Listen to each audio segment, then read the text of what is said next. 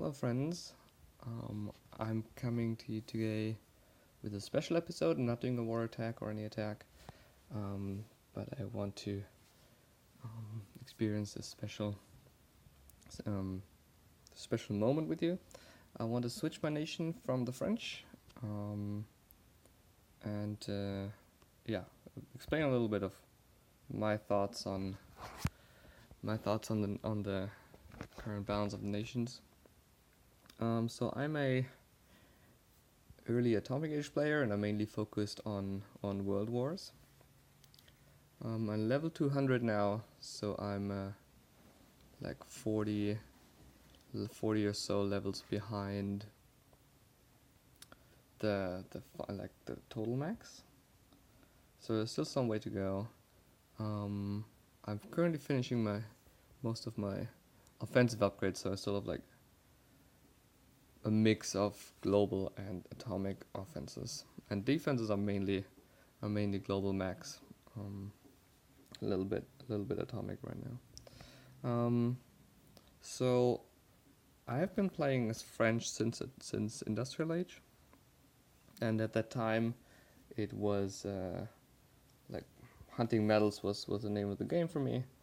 That was before World Wars came, so it was like kind of the only real challenge in the game at the time. And there, the training blessing, together with a French training bonus, also absolutely helped. However, now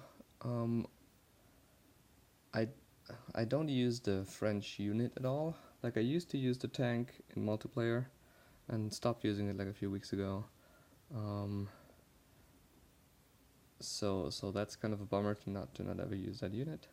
And also, training blessing is nice. The training bonus is nice. And I may miss it. I haven't played with larger armies without having it, so we'll see how much it will affect me. But I want to like try something else and see what else I can do to improve my my overall city, and my overall like value to the alliance. So let me quickly run through the nations here. So I'm starting off from the bottom. So I think Japanese is one of the weakest nations. Same with Greek. I'm talking about Atomic Age here, early Atomic Age. A lot of people like the Romans. And I can see the value, especially when you're starting to use APCs more. But I feel that it already takes a long time to build your army, so if you have a 10% larger army, it takes even longer. And if that's your only bonus, I'm not sure. I can see when people use it. I don't think it's bad. It's just I don't really feel it connect with me. Then of course we have the British, which I think is hands down the strongest nation for multiplayer focused players. They're still like they're very strong in wars. I mean, don't get me wrong, but their main they really like dominate the game in multiplayer with a 15% damage, and the general survivability of their shooters. We have Koreans, which I think are probably the strongest war nations. The extra war tactic is a big deal, and 40% extra damage on the shooters is just amazing. They don't survive as much as the British ones, but for war you don't care as much. So I think Koreans are like really strong when you mainly focus on wars. And then we have Germans and Chinese left, where I was like torn between for a while. So I said like Koreans are really, really strong when you use a shooter-based army, which most people do at the end of the day. People are like, there's all experimentation with other armies, but it's always good to have the like it's hard to really beat a shooter-based army with the other Koreans. However, it is nice to be more flexible, and also nice to have some variety in your alliance.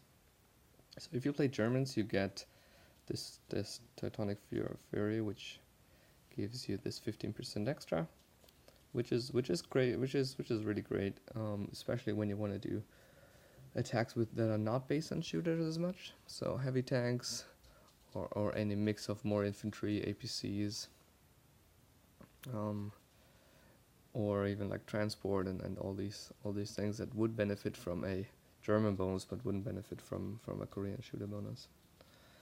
So I think Germans may be as strong as Koreans in the late end game for World Wars, and I would like to try those, and I do think I switch to Germans eventually, but for now I want to go to actually become Chinese,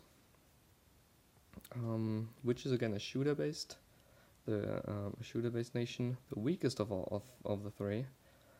Certainly the weakest shooters. I think they only have like, say, fires twice as fast, but they only have like 60% damage at each shot. So they're really not much stronger than even the shooters of the Germans with a bonus. So a little bit of a boost to the shooters. So it will still improve my current army from French. We do get the mercenary camp +1, which helps in war a little bit. The town center defenders are not really a big deal. Why I do want to choose Chinese is for the extra citizen mainly. Because as I see the metagame currently, we've been like showered with gifts, like way over the top in the last couple months. So, and defense is really not strong enough yet to defend at the highest levels. It's a lot of stalemates at the high level wars, and I don't think that's gonna change in the next few weeks. I do hope that we find an update where, or Nexon lands in our big huge game lands an update where we limit the number of event troops, and then maybe we can find wars again where not, where you don't have a perfect score on either side after like 8 hours or so. It's kind of stupid. So I think currently the metagame is to prepare for that time when when stalemate will be a lot tougher, when perfect score will be a lot tougher, and to get there, and then when that happens, then I think it's best to like switch to a strong World War nation. Until then, I think it's perfect score is pretty much guaranteed when you're in a strong alliance. So I don't necessarily need to add as much. I can still like attack my level, but I don't need to be like over the top with it, because you have strong players in my alliance that can take the strongest bases, and there's always way too many cards anyway to go around to prevent any of that. So I think it's best to prepare for the stage when this will change. With the extra citizen, that just gives me a bit of an economic boost. So I hope to be in a little bit of a stronger shape once that update hits. In a few weeks or month, we'll see. And then we can switch to either German or Korean or maybe British or maybe Romans, but anyway to a nation that really excels at like high level attacks. Okay, so here we're back. I do have all my citizens ready. That's kind of the biggest pain switching your nations, and I do have enough crowns to go here and then to also come back to another nation if I need to. Okay, let's finish this. Last stable, get all my guys ready, and then let's celebrate the Chinese, and see how I'll fare with them. Let's go.